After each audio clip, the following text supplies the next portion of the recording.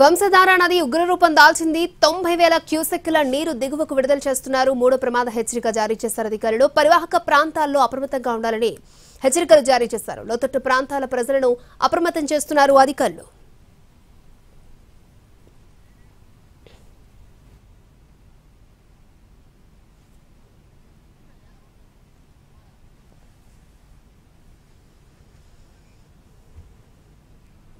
వంశధార నది ఉగ్రరూపం దాల్చింది. 90,000 క్యూసెక్కుల నీరు దిగువకు విడుదల చేస్తున్నారు. మూడో ప్రమాద హెచ్చరిక కూడా కొనసాగిస్తున్నారు అధికారులు. పూర్తి డీటెయిల్స్ మా ప్రతినిధి నాయుడు లైవ్ లో అందించడానికి రెడీగా ఉన్నారు.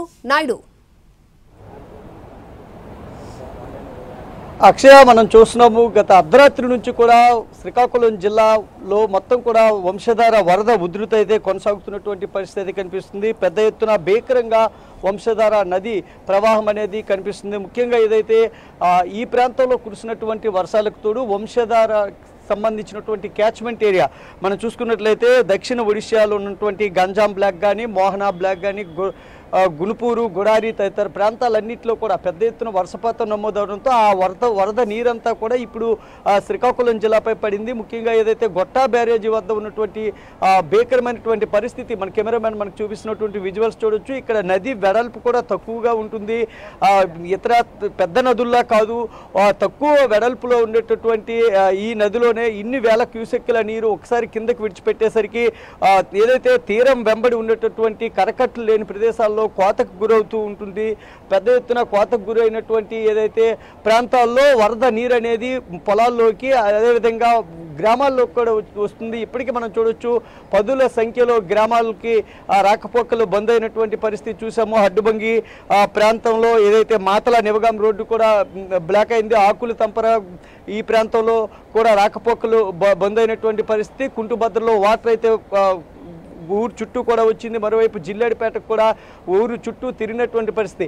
ఇలా 10 మండలాల పరిధిలో వంశధార నదికి సంబంధించినటువంటి వరద ప్రవాహం ఉన్నటువంటి అనేక ప్రాంతాల్లో, సెన్సిటివ్ ప్రాంతాల్లో కూడా అధికారులు అప్రమత్తం చేశారు. ఎవరు కూడా నదీ పరివాహక ప్రాంతాలకు వెళ్ళొద్దు, భీకరంగా నది ఉన్నటువంటి నేపథ్యంలో తగు జాగ్రత్తలు చర్యలు తీసుకోవాలని చెప్తున్నటువంటి పరిస్థితి ఉంది అక్షయ. కానీ మనం చూస్తున్నట్లయితే అంతకంతకి వరద ఉధృతి పెరుగుతుంది. ఏదైతే 90,000 క్యూసెక్కుల నుంచి 1,00,000 క్యూసెక్కులు దాటి ఇప్పుడు వస్తుంది.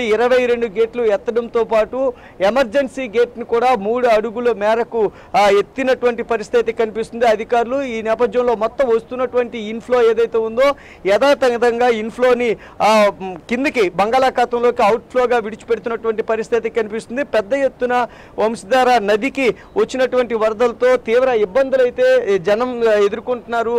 చాలా సమస్యలు అయితే ఎదుర్కొంటున్నారు. ప్రతి ఏటా కూడా ఈ వరదలు వచ్చే సమయంలో నది కోతకు గురవుతుంటూ ఇబ్బందులు పడుతున్నామని చెప్తున్నారు. ఇక్కడ కొంతమంది స్థానికులు ఉన్నారు, వాళ్ళని మాట్లాడించే ప్రయత్నం చేస్తున్నాం. ఏంటి ఎలాంటి పరిస్థితి ఉంటుంది వరదలు వచ్చేటప్పుడు? ఇబ్బందులు మాకు తెలిసినప్పటి నుంచి ఎప్పుడు వరద వచ్చినా సరే ఆనకట్లు సరిగ్గా లేకపోవడం వల్ల వ్యవసాయం కానీ కట్టలు కానీ కొట్టేసి వ్యవసాయం మీదకి వాటర్ బాగా వెళ్ళిపోవడం వల్ల చాలా ఇబ్బంది పడవలసి వస్తుంది. వ్యవసాయం కూడా నాశనం అయిపోతుంది. మెయిన్ రీజన్ అయితే సరే ఆనకట్లు లేకపోవడం వల్ల ఏమనేసి మాకు అనిపిస్తుంది. ముఖ్యంగా ఏదైతే వంశధార నదికి కరకట్లు లేకపోవడమే ప్రధానమైనటువంటి సమస్యగా మనకు చెప్తున్నారు. మనం వెళ్ళి ఈరోజు ఉదయం నుంచి కూడా గ్రౌండ్లో ఉన్నాం, గ్రౌండ్ రిపోర్ట్ తీసుకున్నాం. రైతులు ప్రధానంగా అదే చెప్తున్నారు. వంశధార నదికి కరకట్లు లేకపోవడంతోనే ఇబ్బందులు పాలవుతున్నాము. వచ్చేటటువంటి వరదంతా కూడా గ్రామాల్లోనికి, పొలాల్లోనికి వచ్చేస్తుంది. వరి, చెరకు, అరటి పంటలకు పెద్ద ఎత్తున నష్టం వాటిల్లింది. వాళ్ళంతా కూడా ఎన్యూమరేషన్ చేస్తామని ఇటువైపు అధికారులు కూడా చెబుతున్నటువంటి పరిస్థితి కనిపిస్తుంది. అయితే వరద వచ్చిన ప్రతిసారి విలయం తప్పడం లేదు. గ్రామాలకు రాకపోకలు బంద్ అవుతున్నటువంటి పరిస్థితుల్లోనైతే చెబుతున్నారు అక్షయ్. మొత్తం ఏదైతే ఇటు వంశధారతో పాటు మహేంద్ర తనయ నది కూడా వంశధారకు మీదన వచ్చి కలుస్తుంది. మహేంద్ర తనయ కూడా పెద్ద ఎత్తున ఫ్లడ్స్ వస్తున్నాయి. మహేంద్ర తనయ, వంశధార ఈ 2 నదుల తాలూకా ఫ్లడ్ అనేది మొత్తం మనం చూసుకున్నట్లయితే నర్సనపేట, జలుమూరు, పోలాకి, శ్రీకాకుళం, ఆమదల వలస, హిరమండలం, కొత్తూరు ఈ తదితర ఈ మండలాలన్నిటి పరిధిలోనికి కూడా వస్తున్నటువంటి పరిస్థితి. అనేక ఏదైతే సెన్సిటివ్ గ్రామాలు ఉంటాయో, ఏదైతే ఈ ప్రాంతంలో మొత్తం జలుమూరు మండలంలో కూడా చాలా గ్రామాలకు ఇప్పటికే రెవెన్యూ అధికారులు దండోరా వేయడం జరిగింది. ఎవరు కూడా ఈ నదీ పరివాహక ప్రాంతానికి వెళ్ళవద్దు, దగ్గరకు ఉండవద్దు, ఏ విధమైనటువంటి ప్రాబ్లం ఉన్నా కూడా ఇసుక బస్తాలను కూడా సిద్ధం చేసుకోమన్నారు. మరోవైపు పునరావాస కేంద్రాలను కూడా ఏర్పాటు చేశారు. రెవెన్యూ సిబ్బంది ఎప్పటికప్పుడు అప్రమత్తం చేస్తూ ఉన్నారు.